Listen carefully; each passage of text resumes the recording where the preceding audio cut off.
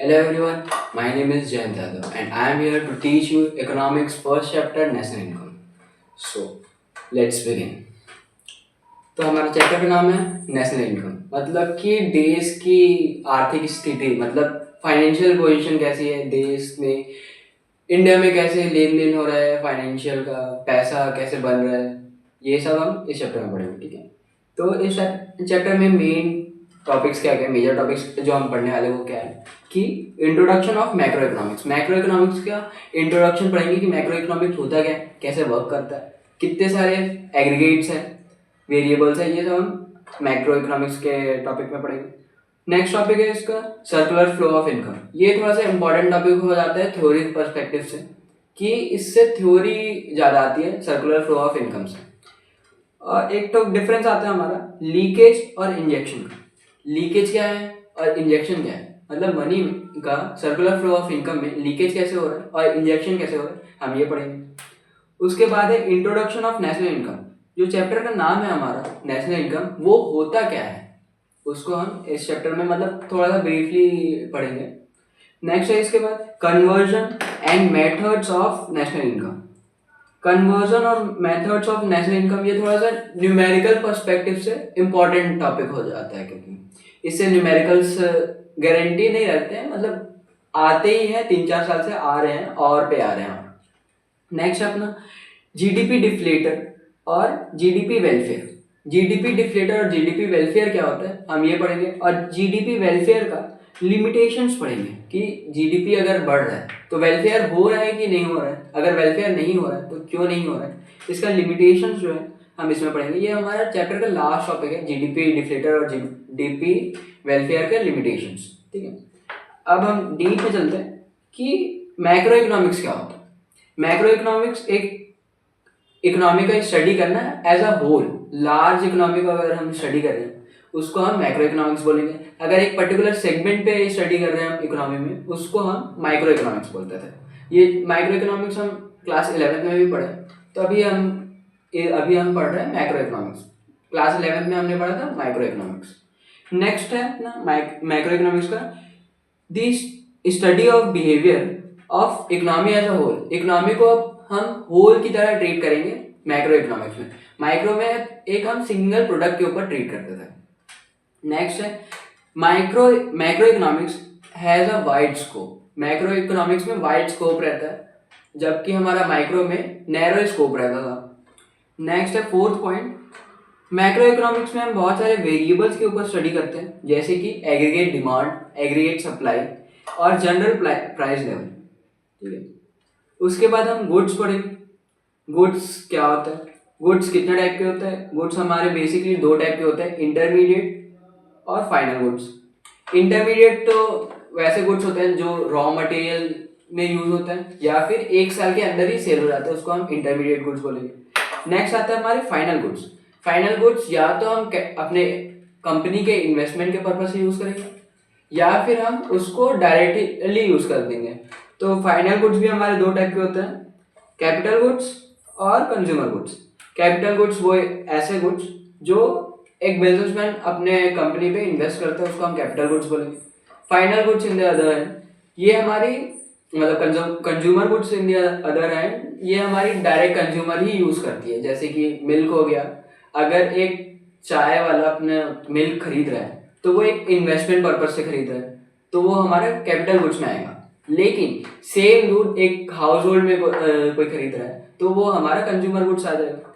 Consumer goods भी हमारी 2 type की होती है, ड्यूरेबल गुड्स और non durable goods. Durable goods ऐसे गुड्स होते हैं जो 3 साल से ज़्यादा चलते हैं, जैसे कि हमारी बाइसाइकिल हो गई, हाउस हो गई और हमारे मोबाइल फोन्स हो गए। ये ड्यूरेबल गुड्स में आएंगे जो कि 3 साल से ज़्यादा इनका वैलिडेशन रहता है। लेकिन non durable goods, mainly non durable goods ऐसे गुड्स होता है जो 3 साल से कम ही खराब हो जाते हैं, wear and tear okay, usable नहीं रहता है। इसका एग्जांपल जैसे कि हम क्लोथ्स हो गए, मतलब हम 3 साल तक की तो कोई क्लोथ्स नहीं पहनते हैं ना, आजकल की तो बहुत सारे 1 साल तक की भी क्लोथ्स नहीं पहनते सेम। ठीक है, और वेजिटेबल्स हो गए, ये सब हमारे नॉन ड्यूरेबल गुड्स में आएंगे। लेकिन ड्यूरेबल गुड्स में हमारे वैसे गुड्स आते हैं जो कि हम 3 साल से ज़्यादा तक की यूज़ करते हैं। उसके मेन डेफिनेशंस क्या क्या हैं। Intermediate goods these goods are use as a raw material for production of other goods. Intermediate goods ऐसे गुड्स होते हैं जो रॉ मटेरियल की तरह यूज होते हैं जिससे कि हम दूसरे फाइनल गुड्स बना सकें, या फिर एक रीसेल पर्पस के लिए सेम ईयर पे हम रखते हैं। अगर मान लो एक डीलर है, कार डीलर है, वो कार्स खरीदता है और दूसरे को सेल करता है, होलसेल से कार खरीदता है और रिटेल में सेल करता है। अगर वो कार खरीद रहा है फाइनेंशियल ईयर 25-26 पे और उसी में सेल कर दे रहा है, तो वो हमारा उसका इंटरमीडिएट गुड्स आएगा। लेकिन वो कार खरीदा है फाइनेंशियल ईयर 25-26 में, लेकिन वो कार सेल कर रहा है नेक्स्ट ईयर के फाइनेंशियल ईयर पे, जो कि हमारा आएगा 26-27 पे, तो वो उसका कैपिटल गुड्स बन जाएगा। वो उसका तब इंटरमीडिएट गुड्स नहीं रहेगा, क्योंकि वो नेक्स्ट फाइनेंशियल ईयर मतलब एक साल से ज़्यादा तक की रख रहा है, तो वो हम उसका कैपिटल गुड्स बन जाएगा, तब वो उसका इंटरमीडिएट गुड्स नहीं रहेगा। ठीक है। नेक्स्ट अपना फाइनल गुड्स क्या होता है?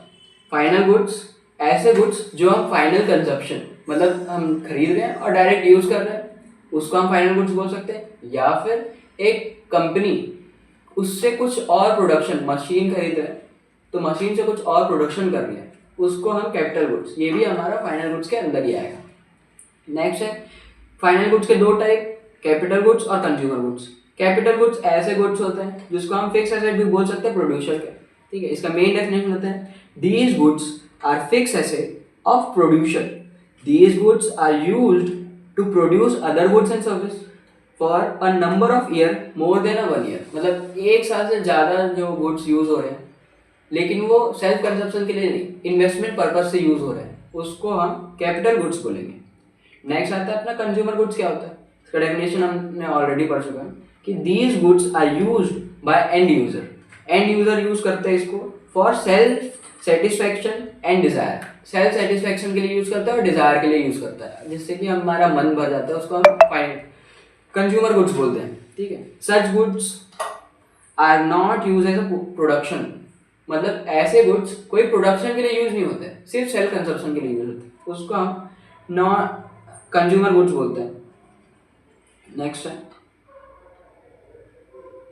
कंज्यूमर गुड्स के भी दो टाइप थे हमारे, ड्यूरेबल गुड्स और non durable goods. Durable goods ऐसे गुड्स होते हैं जो लाइफ टाइम चलते हैं या फिर 3 साल से ज़्यादा चलते हैं, उसको हम ड्यूरेबल गुड्स बोलेंगे। इसके मेन बेसिकली एग्जांपल हो जाएंगे vehicles, books, house hold goods, toys, ये सब हमारे ड्यूरेबल गुड्स में आते हैं। नॉन ड्यूरेबल गुड्स ऐसे गुड्स होते हैं जो कि लाइफ टाइम नहीं चलते हैं, मतलब लाइफ टाइम तो बहुत बड़ी बात है, 3 साल भी नहीं चल पाते, 1 साल भी नहीं चल पाते, उसको हम नॉन ड्यूरेबल गुड्स बोलेंगे। इसके एग्जाम्पल हो जाएंगे अपने वेजिटेबल्स, क्लोथ्स, ये सब हमारे नॉन ड्यूरेबल गुड्स में आ जाएंगे। नेक्स्ट है हमारा सेक्टर्स ऑफ इकोनॉमी। अगर हम इकोनॉमी पढ़ रहे हैं तो इकोनॉमी में कितने सेक्टर्स होते हैं वो पढ़ना हमारे मेन इंपॉर्टेंट रहता है। हमारे क्लास 12 के सिलेबस में तो बेसिकली 2 ही सेक्टर इकोनॉमी में पढ़ते हैं, हम 2 सेक्टर इकोनॉमी बस पढ़ा है हमने, कि हाउस होल्ड और फर्म के का रिलेशनशिप भी बस हम क्लास 12 में पढ़ते हैं। लेकिन हमारे इकोनॉमी में टोटल 4 सेक्टर होते हैं।